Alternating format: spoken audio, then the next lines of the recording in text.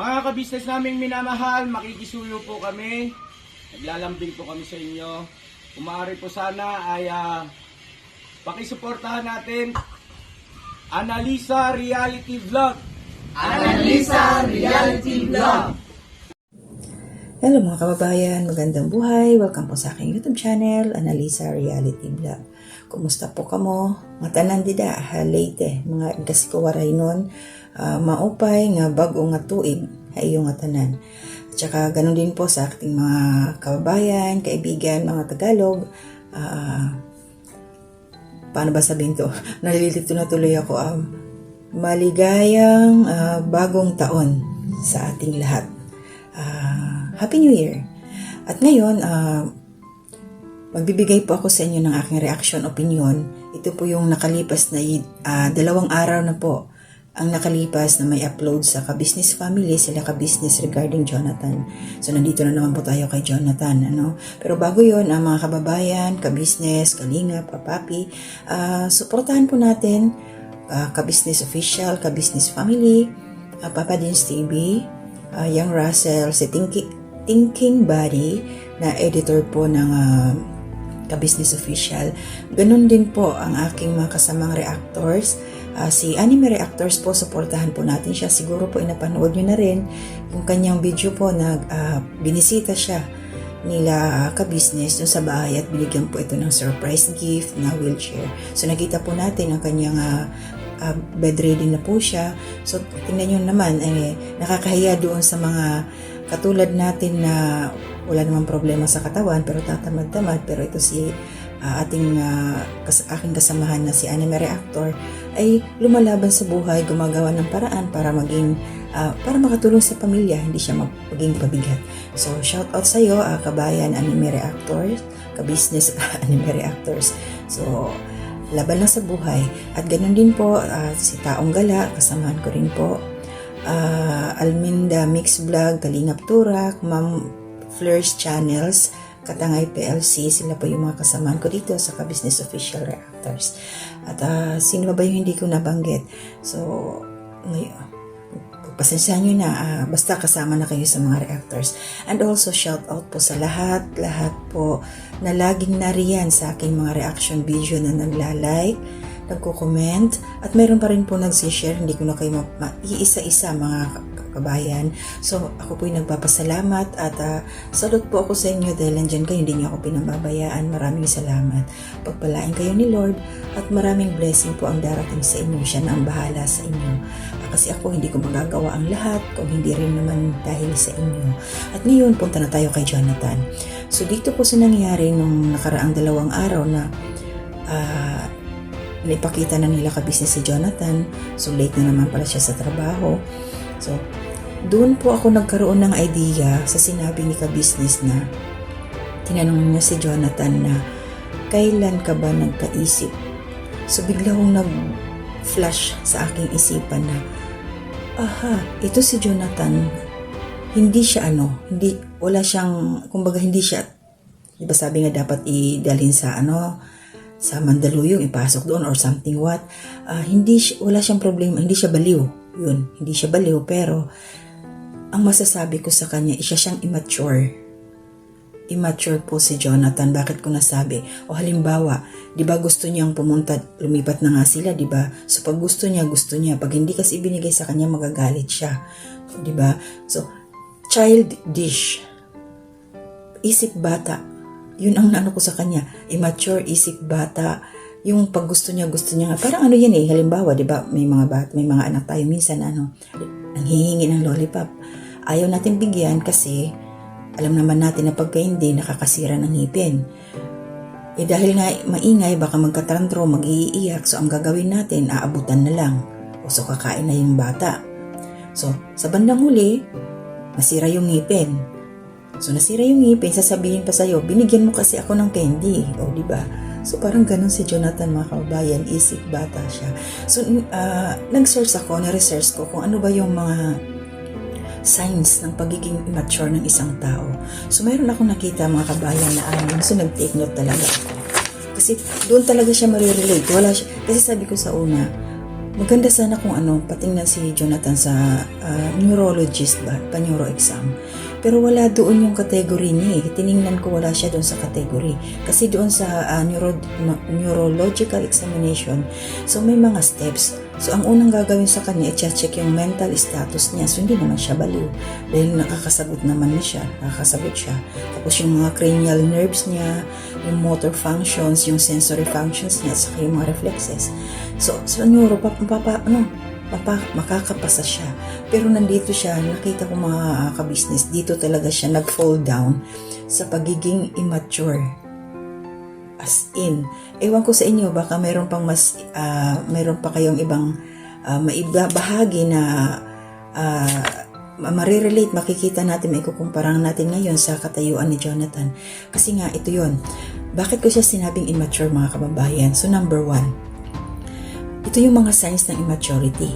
So, ni-research ko siya. So, yung number 1 na nakita ko, they won't go deep. So, ibig sabihin nun. So, halimbawa, mayroong isang senaryo, may isang sitwasyon na mayroong problema. Katulad niyan na,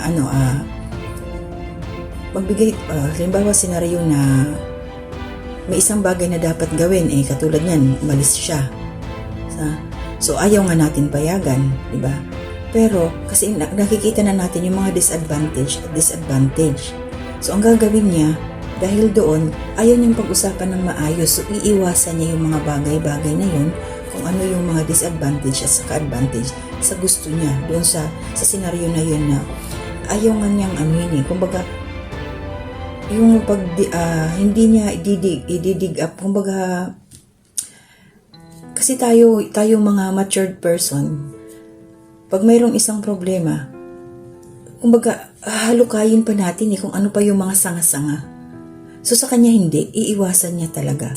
So, umiiwas siya sa usapan. Ini-ignore niya yung usapan kasi nga, ayaw niyang ayaw niyang i-address, ayaw niyang, basta yung mga ganun, ayaw niyang iiwasan na lang niya yung mga bagay-bagay na yun. So, ganun yung isang sign na immature ang tao. Kasi kung matured person ka, harapin mo yung isang problema. Hindi ka iiwas. So, yun. Isa yun sa sign ng immaturity. So, pangalawang sign ng immaturity is everything is about them or me factor. Sila, a self-centered person, immature ka kung sarili mo lang laging iniisip mo at hindi mo tinitingnan yung mga nasa kanan, nasa kaliwa mo. So, you are an immature person. Ganun ang ko sa iyo, sa isang ganyang tao. At saka siya, mahirap siyang makaunawa sa mga bagay-bagay. Isa yan sa sign ng immatured person. So, yung una? They won't go deep. Ayaw nilang pag-usapan yung isang problema. Iiwas siya. Gagawa ng paraan na para mapalayo. Kumbaga, iti-twist niya yung usapan para, kasi immature nga siya diba? Ayaw niyang pasukin yung mga ganung problema. Iiwas siya. So, ayun. Everything is about them. So, ako na lang lagi, yung parang iniisip niya lagi yung sarili niya. Hindi niya iniintindi yung ibang tao. Kasi siya lang, sarili lang niya talaga. Ganun ang immature person. Pangatlo, they become defensive. Diba? Bakit? Nakita niyo naman yung nangyari kay Jonathan, diba? So, alam natin na marami siyang rason. Marami siyang alibay. Lagi siyang nakadepensa sa sarili niya kasi nga self-centered siya. Sarili lang niya ang kanyang iniisip. Hindi niya iniintindi yung damdamin ng ibang tao. Kumbaga, siya lang, wala nang iba, siya lang talaga. Kailangan masunod siya. Kasi nga immature talaga siya mag-isip. Immature talaga. So, very defensive, laging may rason, maraming alibay, at laging may complain. Mga ka-business, laging may complain, may reklamo. Wala kang mapaglagyan. Kahit anong gawin mong kabutihan sa kanya, meron pa rin siyang masasabi. Kasi nga, isip bata siya Hindi niya naiintindihan yung pagmamalasakit sa kanya. Kaya, marami siyang complain. Okay, next. They have commitment issues. So, may commitment. Yun na nga, di ba? Ano yung commitment issue dito ni Jonathan? Ayun, di ba nung paglipat nila, So, ang akala niya, babayaran pa rin ni ka-business yung lilipatan nila. Kasi nga daw, nung, di ba, kiluha nga sila doon sa may, sa basurahan. Tapos pinupa sila ng bahay. Ngayon, inilipat sila kasi nga, may mga reklamo, hindi malinis, mabaho. Lipat na naman ng iba. So, ang nagbabayad nun si ka-business. Tapos, nung time na dumating na lumipat na ito sila, malapit na doon mismo sa area nila ka-business para mas madali na silang mapuntahan, masilip, magabayan, matulungan. May problema pa rin. Diba? So, ang nagbabayad ng bahay doon si ka-business. So, ngayon, dahil hindi nga sila masaya, diyan ngayon, malapit kila ka-business, itong isip batang ito na si Jonathan, nagdesisyon na naman na lumipat, bumalik doon sa dati nilang tirahan, pero mayroon ng ibang nakatira at nakahanap sila ng ibang bahay na malapit lang naman sa area. Ang naging problema nga, dahil sa isip batang ito na si Jonathan, nang akala niya si ka-business pa rin ang magbabayad, anong ginawa niya? Nagreklamo na naman, diba? Immature talaga, nagreklamo na naman siya. So, umiiwas siya yung commitment niya, yung commitment doon na meron siyang babayaran ng bahay, tubig, kuryente, lahat, na ang akala niya, ibang tao ang sasagot. So, di ba? Ibang tao. So, umiiwas sila. Naano ako dito kay Jonathan talaga eh. Tapos isa pa dito, kaya pa sila lumipat doon kasi nga, yun, yung kaligayahan niya, yung happiness niya, tapos feeling niya, yung kalayaan niya dyan sa ka-business, nalilimitahan, yung parang ganun, kasi syempre kailangan pumasok ng alas 8, yung oras nila ng call time hanggang alas 5. So parang gusto niya kasi yung malaya lang siya, yung walang nangingialam sa kanya. Diba? Kasi doon siya nasanay eh. Doon siya nasanay. So ngayon, biglang nanibago yung environment niya na kailangan susunod na siya kasi nga may oras sila. Tapos kung ano yung mga naririnig yung mga advice para mapabuti siya, ayaw niyang pakinggan kasi may sarili siyang may mature nga, may sarili siyang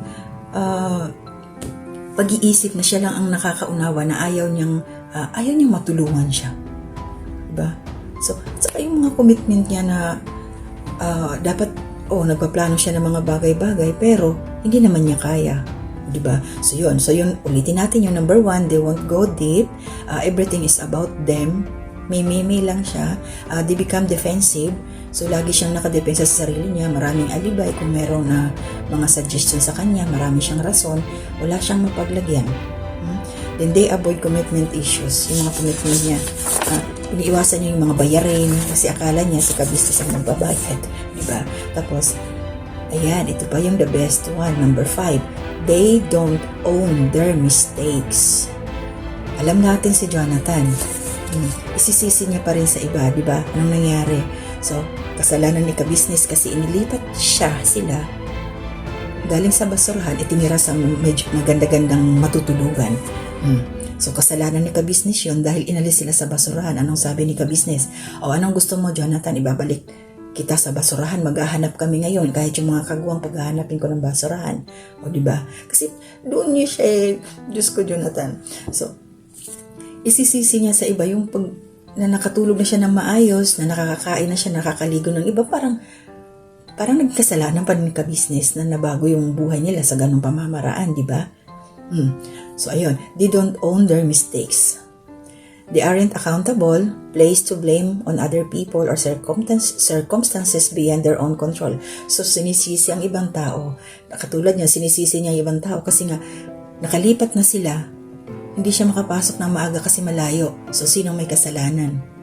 Diba? Kasalanan na lumipat sila doon. Samantalang nandyan na sila malapit kila ka-business, wala na silang poproblemahin, naghanap pa siya ng problema. Ganun talaga mga ka-business yung taong immature, mag-isip. Isip bata si Jonathan. Ngayon ko na naintindihan, talagang isip bata siya. So, yeah. At saka isa pa, number 6, you feel more alone than never. Di ba mahilig siya yung loner siya, siniset aside niya yung sarili niya sa iba. Hindi siya, mas gusto niya yung, laging mayroon siyang problema sa pakikipaghalubilo sa mga kapwa niya. Lagi siyang malungkot. Nandoon na ka talaga ang immature. Grabe to sa Jonathan.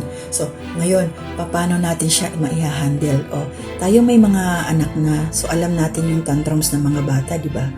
Kasi alam niyo ito sa akin mga kababayan, sisingit ko lang. Yung mga anak ko, meron akong grade 6 at saka first year high school.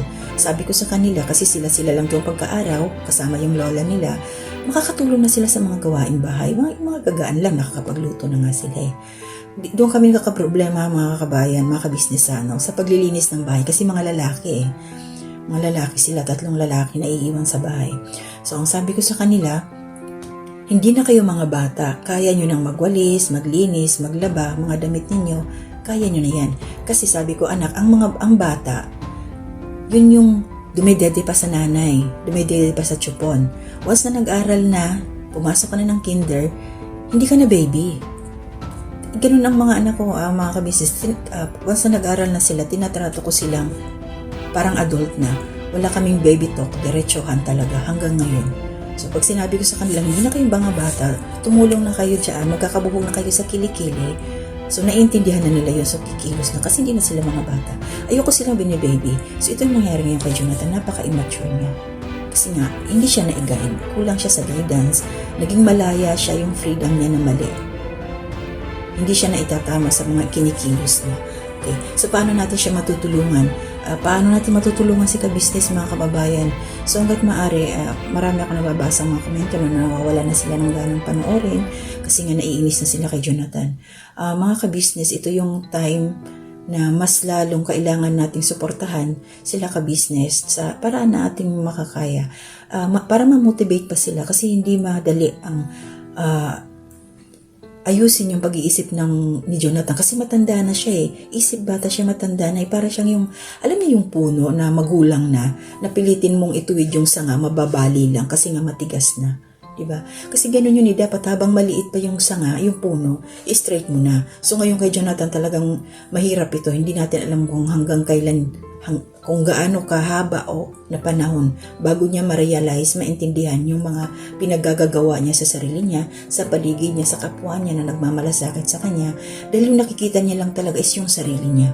Okay? So, paano natin siya matutulungan? Paano tayo makakatulong mga ka-business sa ka-business family? So, ito, how to handle the problem being a mature person like Jonathan.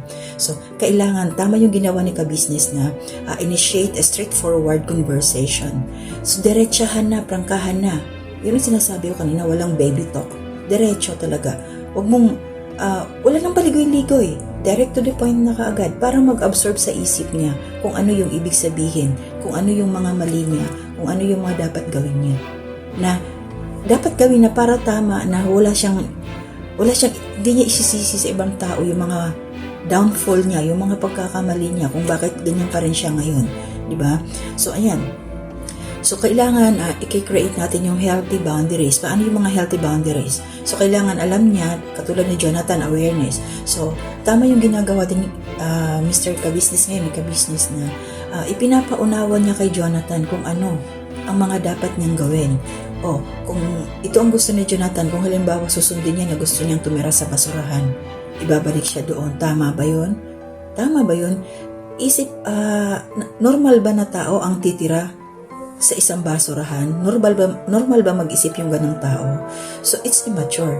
Oh, sorry kababayan ha, mga ka-business. Kung maririnig nyo to sa labas to kasi alas 12 na po dito. Oras na po ng sala, prayer time. May background music ako. Hindi ko mapigil yan, nasa labas po yan.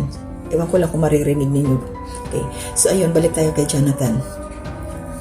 So, ayun nga. So, paano natin maya-handle? So, straightforward na pagkikipag-usap kay Jonathan. Tama po si ka-business sa ginagawa niya. At ganun din po lahat sana ang gawin ng mga nakapaligid sa kanya, yung mga kagwangs, 3Ms. Kung kakausapin niyo si Jonathan, idiretsuhin niyo siya. At saka, prangkahan. Basta totoo lang, masakit yung katotohanan, pero dapat tanggapin niya yun. Kasi kailangan natin siyang dikdikin ng tama. Kasi matigas na yung utak niya eh. Matigas na yung ulo niya. Mahirap ng, mahirap ng i-mold kasi nga matigas na, burang na siya, matanda na eh. Hindi na siya katulad ng mga bata na nag-uumpisa pa lang sa mga 1-year-old hanggang mag-kinder, hanggang sa mag-aral ng elementary na, intermediate. So, kay Jonathan talaga para tayong Mas masahol pa yata sa kinder. Mabuti pa yung kinder, may isip eh. Pero ito si Jonathan, kakaiba. Mahirap talaga magdisiplina ng matanda. Mahirap magturo ng matanda. At mahirap magtuwid ng matandang isip na. Ay, naku, Diyos ko. Kaya bilib ako dito kay ka-business dahil alam ko nanggigigil na rin yan siya. Yung inis niya, yung kinapipi ko na rin yan. Pero hindi niya dapat sukuan eh. Yun ang challenge ngayon kay ka-business. Kung paano niya mabubuksan yung isipan ni Jonathan na maging matino na ito mag-isip. Na maging isip matanda na, hindi yung isip bata. Ganun talaga siya. Hindi siya baliw, hindi siya siraulo. Isip bata lang siya. So, para sa akin ngayon dito, dahil nga para mas ma-handle pa ni Jonathan, so kailangan, para sa akin, kailangan niyang patingnan sa isang professional, yung qualified therapist na tinatawag, para dito kasi i-open up yung, i-guide si Jonathan, ipapakita sa kanya kung ano yung mga pinaggagawa niya. Ipapakita yan sa kanya. Kumbaga, ipapa-analyze sa kanya yung kanyang pag-iisip, kung ano yung ginagawa niya, yung mga choices niya sa buhay, kung tama ba o mali, tapos yung mga ginagawa niyang actions, kung ano yung apekto sa sarili niya at sa mga nakapaligid sa kanya.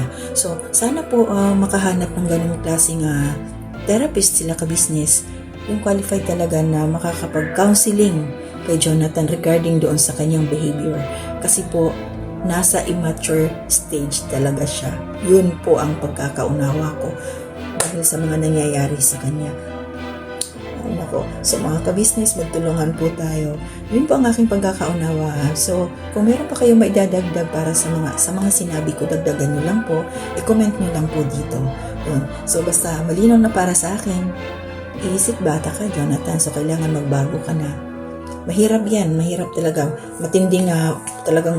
Matinding pukpukan tong gagawin ni ka-business sa ulo ni Jonathan para lang maintindihan.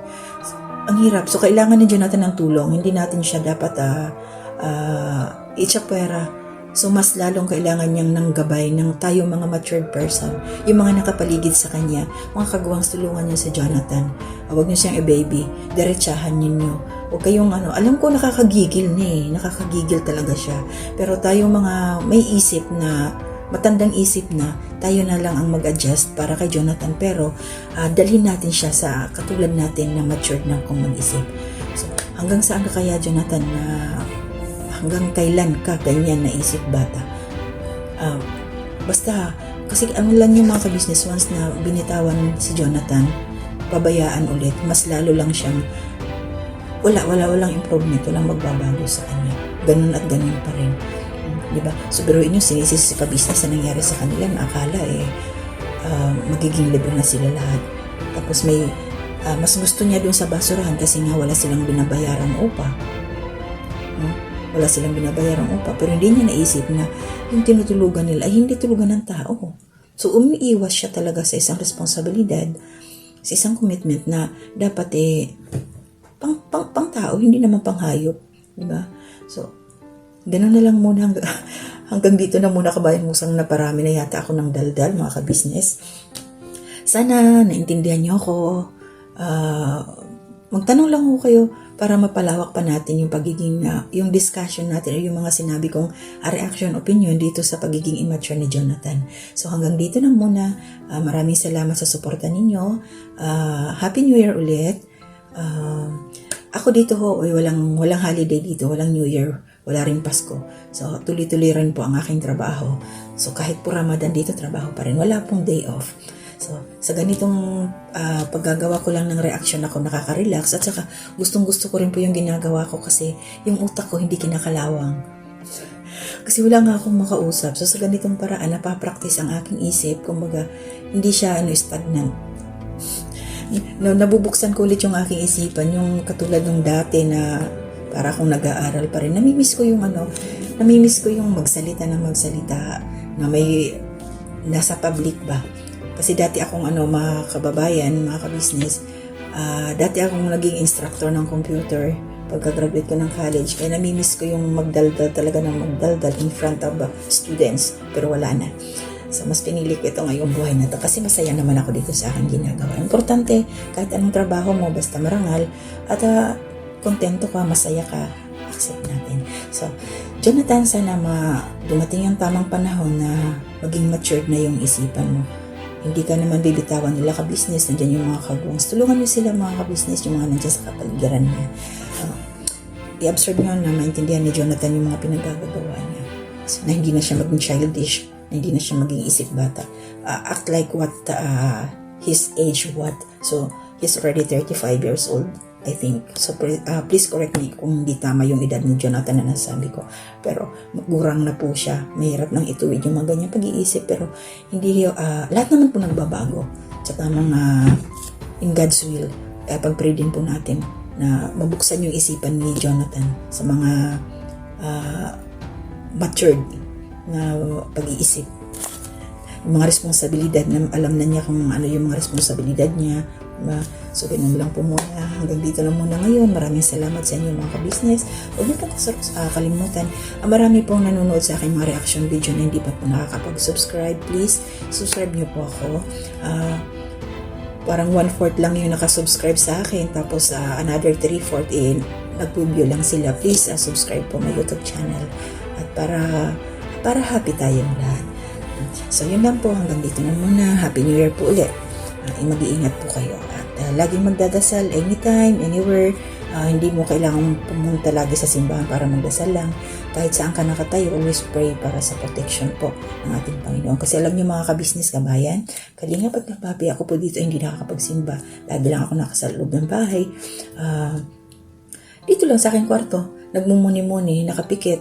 Mas magandang magdasal pag nasa lugar ka na tahimik, mas nasasabi mo lahat yung kagustuhan mo sa Panginoon. So yun po, pray anytime, anywhere, kahit saan kayo magpunta. So, maraming salamat po. Mag-iingat. Huwag po kayo magpapaputok ng mga sumasabog. Di bali ng paputok na masaya. Bye-bye. Hanggang dito na muna. Happy New Year po. Ka-business family, ka-business official, Papa Dins, thinking buddy, lahat po mga kagwangs. At sa aking pamilya, Happy New Year mga anak. Lian, Liza, Luis, Lloyd Glenn, Lex Jean, anak. Sa aking asawa, Jim. Sa aking biyenan, Nanay Unya, at saka si Tatay James. Sa aking Nanay Urik, na nasa Leyte. Happy New Year po sa inyong lahat. At ganun din po sa aking mga kapatid. Nathan, Juban, June, Kenneth, Jubik, Cyril. Sino pa ba? May nakalimutan pa yata ako. We're 7 in the family. Okay, so Happy New Year po sa inyong lahat. Aking mga pamangkin dyan. Mag-iingat kayo. Hanggang dito na muna. Bye-bye.